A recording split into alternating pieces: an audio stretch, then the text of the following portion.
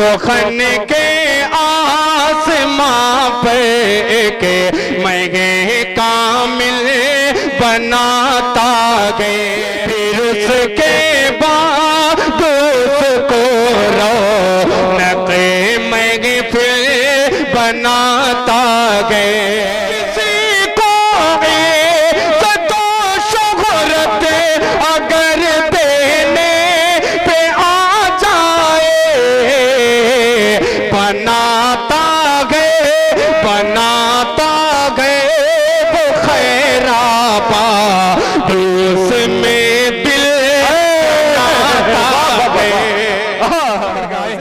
विदेशी लाल यादव। देखिए आपके ये मेहमान हैं, आप जितनी अच्छी तालियां बजा के सम्मान देंगे, ये जाके अपने इलाके में बताएंगे कि आजमगढ़ बिसहम के लोग बड़े दिल अदब नवाज। सम्मानित मंच, ऐतिहासिक धरती,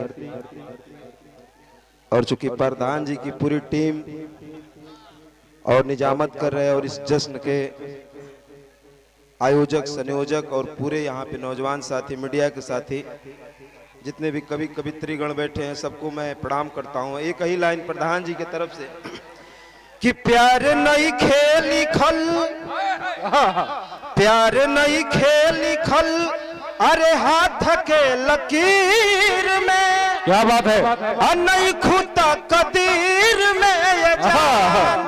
वाह। चूंकि मैं मंच का कलाकार आमंत्रित नहीं हूं, सबके बीच में बाधा नहीं बनना चाहता हूं, लेकिन प्रधान जी आपके सम्मान में बाद में कभी गाएंगे। लेकिन हमारे भैया ने एक देशभक्ति गीत गाया था, तो प्रधान जी को बैठे बैठे मैं सुना रहा था, वो एक लाइन पढ़ करके अपना जगह लूंगा, क्योंकि मैं ज्यादा टाइम नहीं लेना चाहता हूँ। कि स्वर्ग से नीमन बा अरे हमारा धरतिया, अरे स्वर्ग से नीमन बा हमारा धरतिया, ऋषि मुनि कर गुणगान हो हमारे देशवा के नाम हिंदुस्तान हो, हमारे देशवा के नाम हिंदुस्तान, कि एकता के डोरिया में देशवा बनाई, इहे बात देश को ना बटाई। तो खुदीराम बोस झूला अरे फांसी पर झूलनवा, चेहरा पे रहे मुस्कान हो हमारे देशवा के नाम हिंदुस्तान। क्या बात है, वाह वाह वाह, देशवा के नाम हिंदुस्तान, क्या बात है।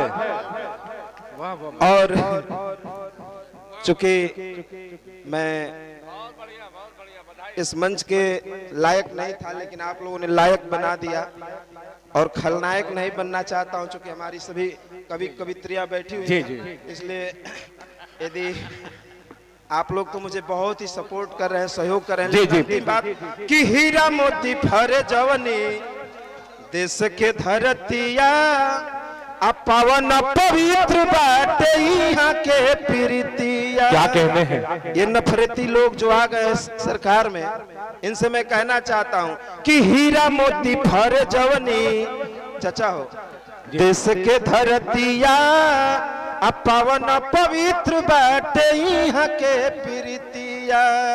तो हरियर खेतवा में अरे लहरे लगे हुआ, लहरे लहरियर धान हो हमारे देशवा के नाम हिंदुस्तान। क्या कहने हैं, वाह वाह। देखिए जाहिद प्रधान साहब सम्मानित कर रहे हैं आपको। मैं प्रधान जी को बता दूं, ये केवल माला से काम नहीं चलेगा, माल भी आप। क्या बात है। अब प्रधान जी का एक फरमाइश है, अंतिम गीत सबसे क्षमा चाहते हुए कि प्यार नहीं खेली खल मोहन भैया, अरे हाथ के लकीर में नहीं खुदा कदीर में जान, कि जान गई नी ये हो जान, जान गई नी जान, कि जान गई नी ये हो जान, जान गई नी जान, प्यार नहीं खेली खल, अरे हाथ के लकीर में। क्या कहने हैं। नहीं खुदा कदीर में ये जान।